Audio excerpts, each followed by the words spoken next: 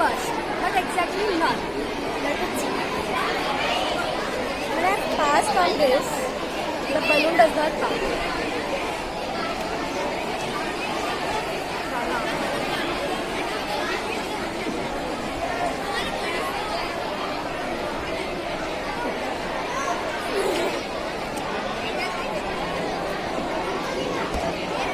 The balloon does not burst. Why?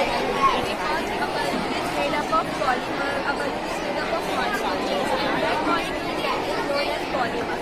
And if we pass the finger into the balloon, the polymer chains of the balloon gets around the balloon, and it helps to stabilize and